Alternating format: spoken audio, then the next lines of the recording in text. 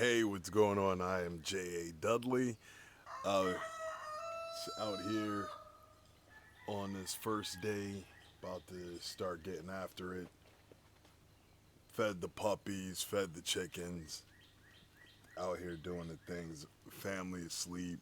Football asleep over there. Chunk and my wife asleep over there. Puppies are running around. Some are down by the creek. His rooster is down by the creek making some noise. Yesterday, we we went to the lake. Started getting the little chunk acclimated to being in open water.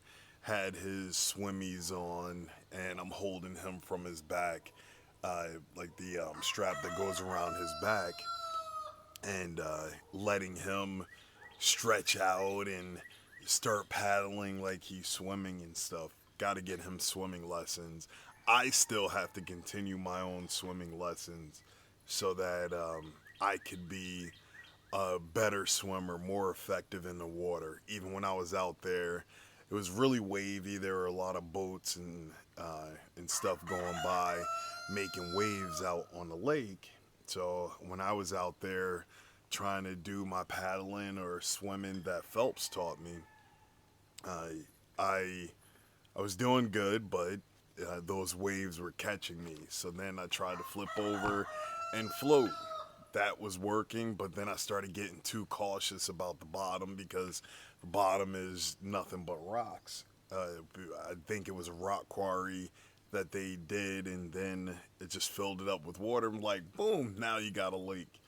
Uh, but it was a great time. The chunk loved it. My wife loved the experience too. That we are giving our children these experiences. What? You can't get up here, or you want to be on camera? Come here, come here, puppy. Come on, come on. Are you coming? Come on.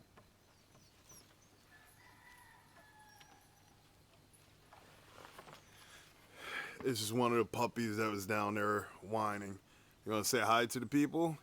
Well, let them focus on you instead of me. Say hi. You're not going to say hi? You're whining. I'll make you wave like that. I'm going to put you down now. That okay? Little fluff ball? Fluff ball doesn't want to say anything, was down there on the ground whining. Look how big these puppies are getting. I know. This one is a boy. Yep. But we got these little fluff balls. If y'all want one, let me know. But back to the video. I There was a guy that we met while we were there. He was out there swimming with his grandchildren. Swam up to me, started talking to me about, oh, are you new out here? Are you just passing through? I was like, no, we live right here in the area, up the mountain. He's like, oh, okay, cool, that's awesome. Then he started talking about his sons, which were older, and I I told him, I don't know how we got on the subject about my upcoming trip to Montana, where I'm going to be learning survival skills with Brother Saul. I He was like, "Oh yeah, that sounds cool. I would do pretty good in that because when I was young, my father taught me a bunch of survival stuff. My father taught me how to swim by just taking me and throwing me in the water, but he was close enough to save me in case I started to drown, but far enough away no, where I knew I had to paddle and swim. So when it came to survival stuff, uh, we were out here, we were poor, just living off the land, had to forage plants and berries and all this other stuff to survive, and uh, hunting, catching animals, and all this different stuff. And I was like, yeah, well, I grew up in the Communist Republic of New Jersey, where I didn't have that headship and leadership teaching me and instilling those skills in me. No, it was go to school, go to church, the end. There was nothing in between. Maybe go food shopping, learn how to cut coupons. So, so that was my thrifty side. Going to ShopRite, like, oh, well, it's a can sale, so we got to build up the pantry. I didn't know it then. That was my family's prepper mindset, where we kept hundreds of cans of food. Once that ShopRite can sale came up, you went up there and you cleaned up. I forgot how much the cans of corn and peas and all that other stuff, and we would just stack them up, case after case after case. So the prepper mindset was there, but there wasn't any efficiencies around it. The power went out. You just sat there in the dark. If there was a thunderstorm or something like that, you would just turn off all the power because uh, how the power grid was back then. If you didn't turn your breakers off, your electronics were going to get fried if lightning hit anywhere in the area. But going back to the visit at the lake, it reminded me of this verse where we at Proverbs 22:6. Train up a child in the way he should go, even when he is old, he turns not away from it.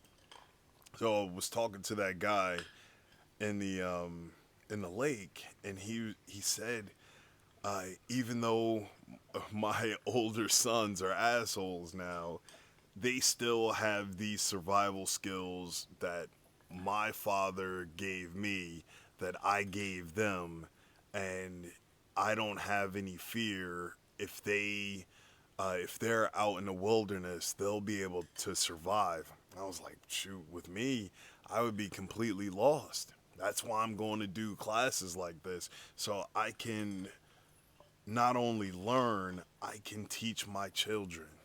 Like, I I have a a strong set of skills that not many people have in this world, but those strong of skills are only survival from an imminent threat, and that imminent threat is most of the time another human. Uh, I also don't know how to live off the land. We have this property here now, trying to implement what I've learned so far. We have hens that are laying right now. I've never butchered a chicken, but I've butchered a few sheep. Don't have sheep out here yet because I don't have the funds to get fencing, to get sheep, to then have sheep out here. So I'll have, once I do acquire that, after I'm done taking care of all the solar stuff, make sure everything is ready with both campers, I can have the sheep keeping things clean back here, eating up uh, all of the brush that's growing up, making pathways going up our mountain on our property, and then this way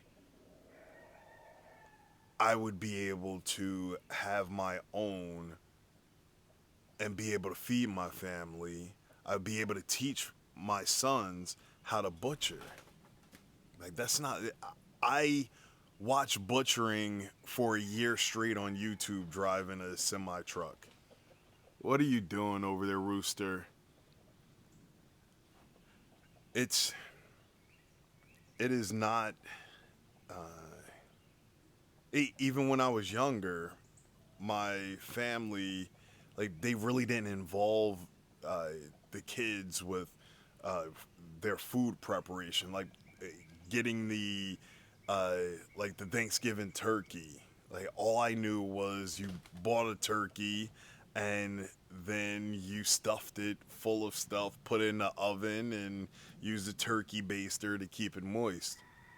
I didn't have that experience of there's a turkey over there running around, shoot its head off, hang it upside down, let the blood drain out, gut it.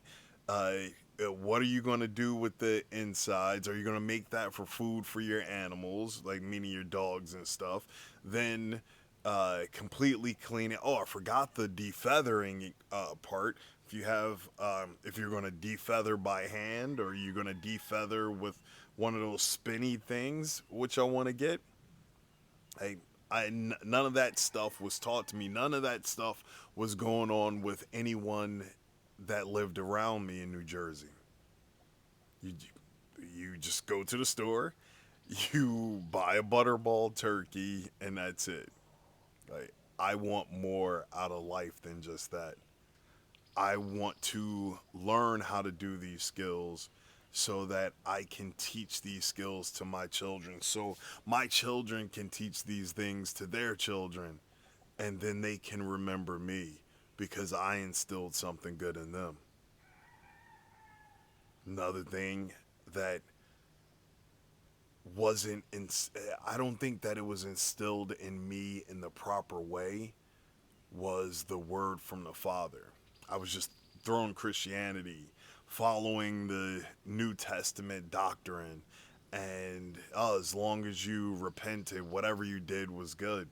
No, that's not it. No, don't worry about the Old Testament. Don't worry about the Torah, even though it says all throughout the New Testament. If you're not doing the Torah, you can't do the New Testament, because all that's doing is pointing you back. So if I don't have those skills of understanding the word from the beginning all throughout, how can I teach that to my children? It doesn't work like that. So I continuously have to dive in the word. I continuously have to challenge myself with my biblical knowledge and understanding so that I can pass that knowledge on to my boys. If not, it's not really going to go anywhere. It's not going to be any good, because if something would be able to tempt them later on when I'm not here, all of this effort is going to be for nothing. I don't want my effort to be for nothing. I don't want what I'm building here to be for nothing, for them to just piss it away, because I didn't raise them how they should go. That's on me. I have to continuously become better. I have to lead by example, not just tell them, oh, you need to do this, you need to do that. They need to see me in action, getting after it, doing the things, and not just a stern warning or a talk. I have to become better so that I can raise them in the way they need to go. Thank y'all for listening. Shalom.